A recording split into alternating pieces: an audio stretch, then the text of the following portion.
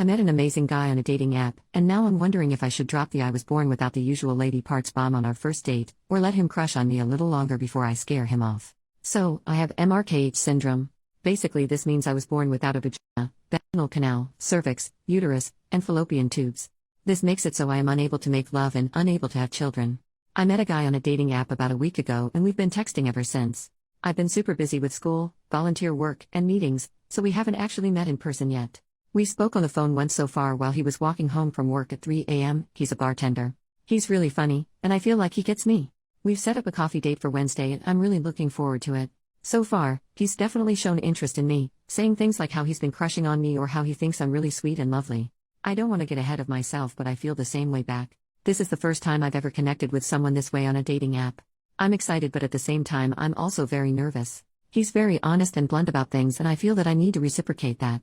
A lot of doctors and therapists say that there's no right time to discuss it, only when you feel comfortable. Although that's true, I don't want either of us to be invested in the other before having the chance to talk about it. So I guess my question is, how long should I wait before telling him? Would it be too much if I told him on our first date? I mean, for all I know, maybe he won't even be interested in me after we meet in person. But at the same time, if he is, I'm not trying to scare him away. And a follow-up question, how do I begin to tell him? Maybe a funny way to approach it? Or a good conversation starter that could lead the conversation towards my condition? I've told one guy before and that didn't go too well. I waited a month to tell him and I ended up crying while doing it. He was interested in me before I told him, but afterwards, he was only interested in being friends with benefits. My self-esteem definitely took a kick with that one. First update 5 days later, I apologized for the length of this, but I suppose I needed something for me to lay out what happened and come to terms with it myself. In short, it went terrible. And frankly, I didn't handle it well.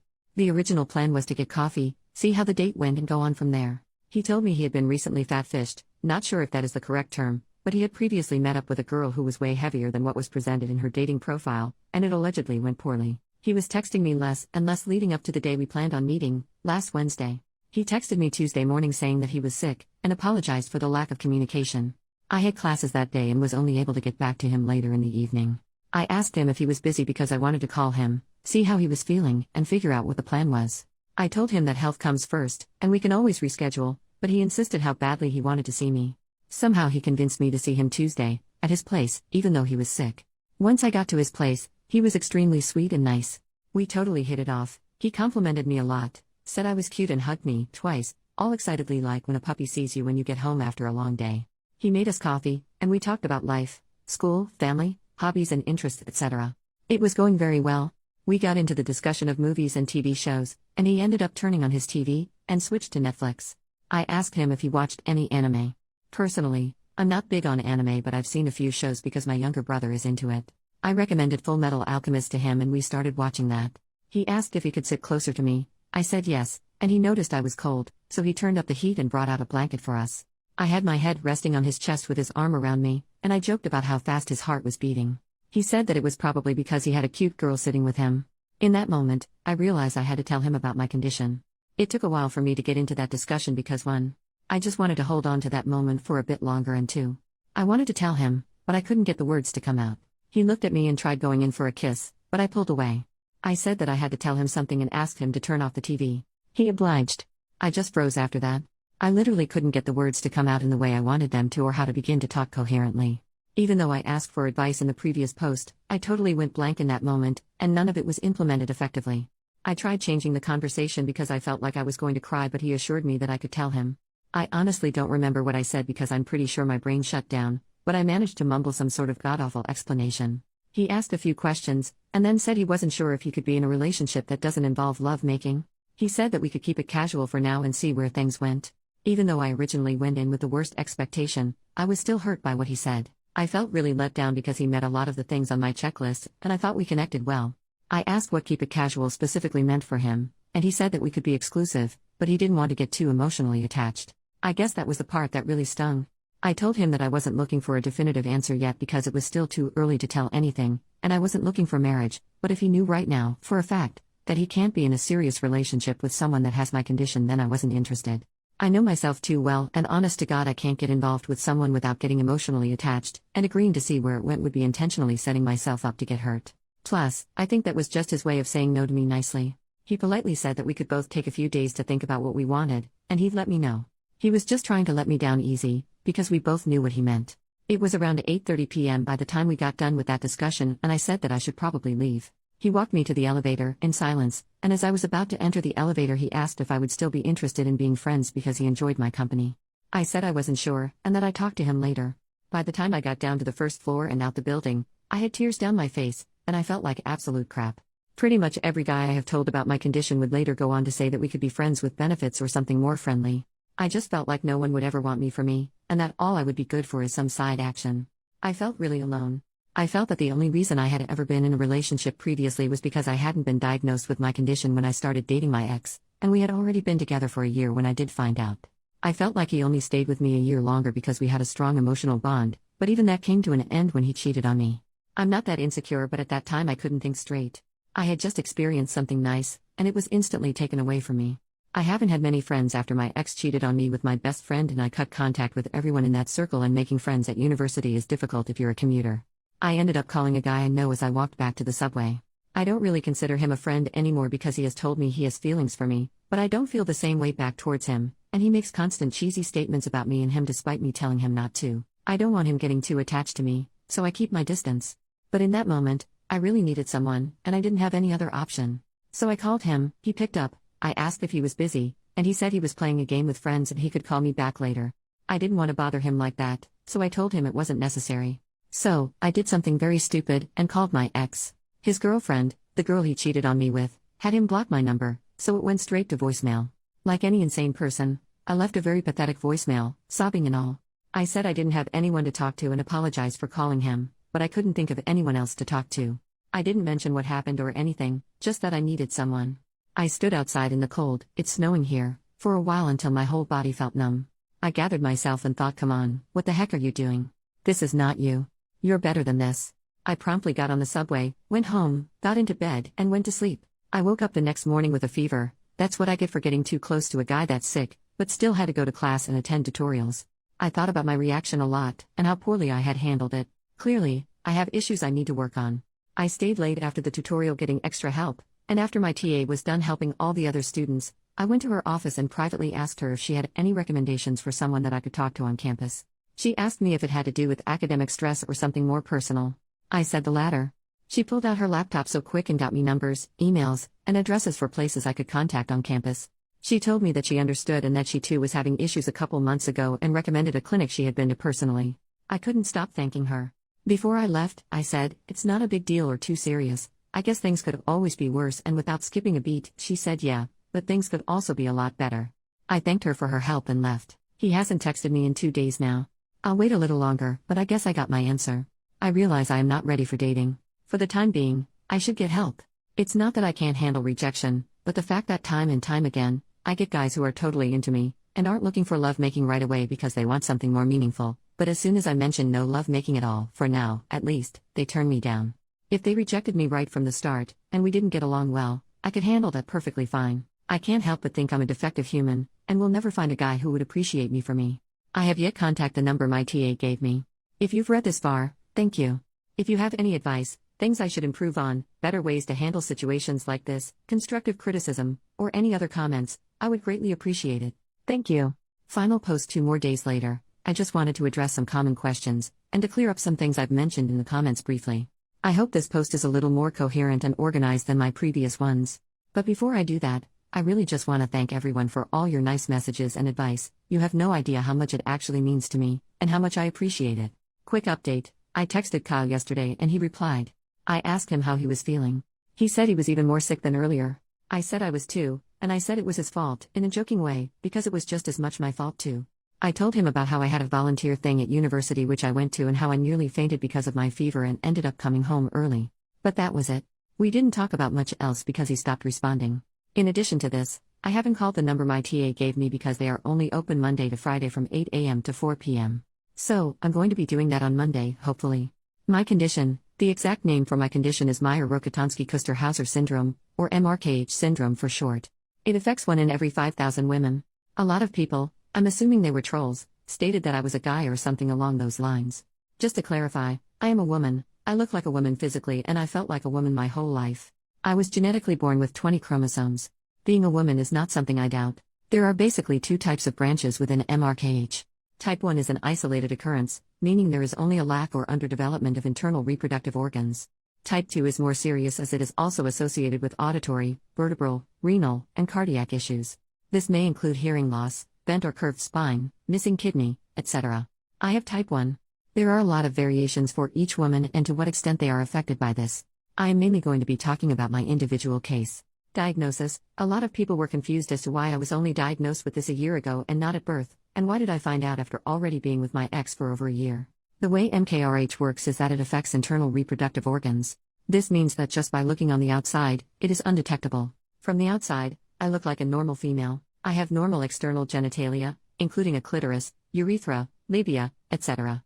I am missing the vaginal opening, cervix, uterus, fallopian tubes, and my ovaries are underdeveloped. My ovaries contain a few eggs, and they function enough to produce lower levels of estrogen, which is why I am still physically able to look like a female. For me personally, instead of a vaginal opening, I have something called an indentation or dimple. For 18 years of my life, I lived thinking I was just like any other girl.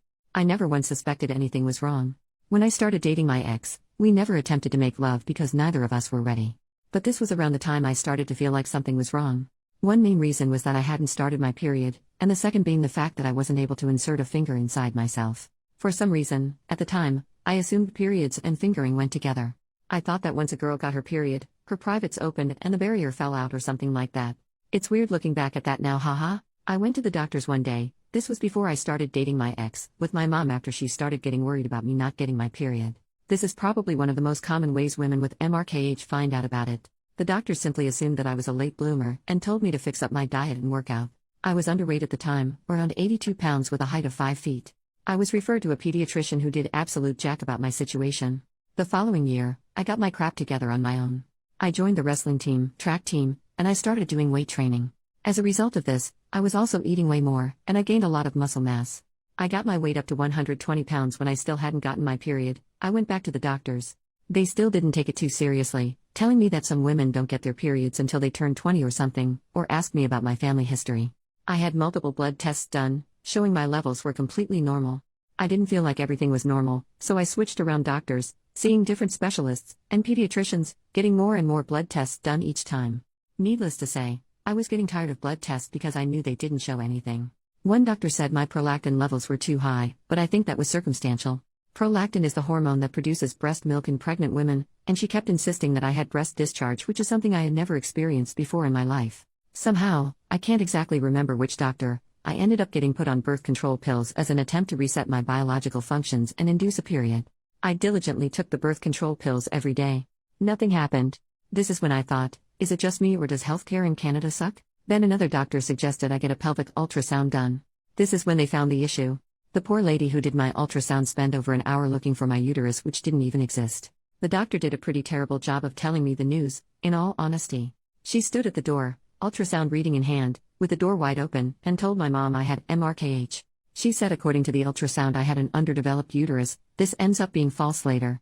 She literally didn't even spend 2 minutes talking about it and left. I walked back to the car with my mom. She was crying as she called my dad and told him the news. His response was just to start swearing, not knowing he was on speakerphone and I could hear him. And then he said, "It's okay, just forget it."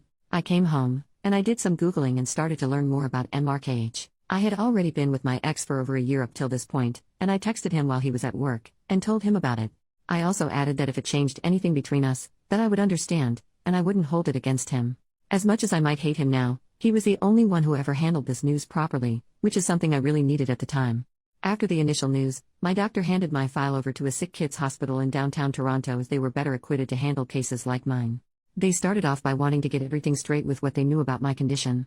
They had me get an MRI done because, although ultrasounds are more inexpensive, they are not as clear and detailed as an MRI. I also had an ear exam, x-rays of my spine, and another pelvic ultrasound, to check kidneys. Doctors aren't allowed to disclose patient information, and of course, the poor lady spent a good while looking for my uterus and even called in another technician to help. I ended up asking them if they were trying to look for my uterus, because I didn't have one.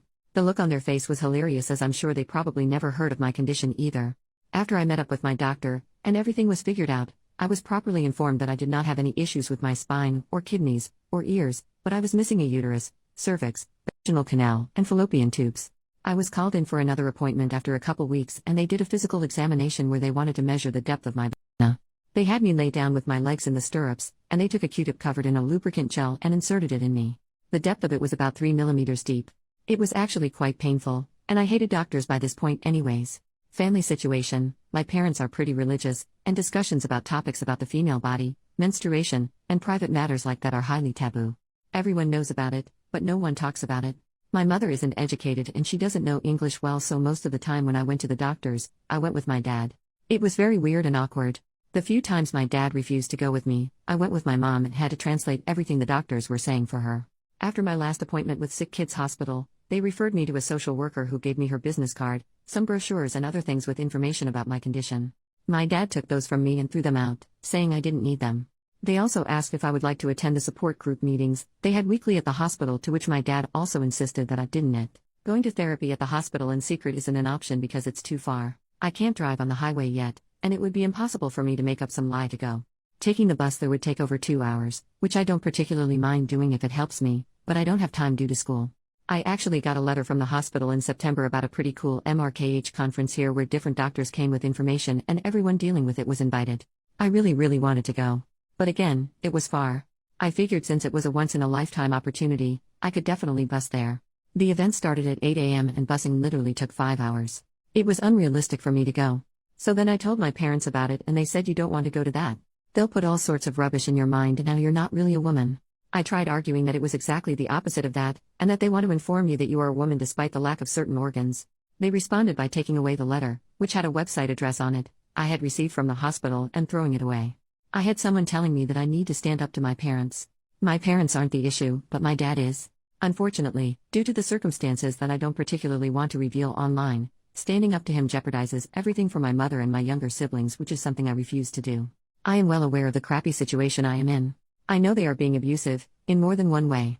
I've thought long and hard about it, and I've come to the terms that not doing anything about it is the best approach. I'm not saying this out of fear or wanting to be selfish and pretending like we're a normal family.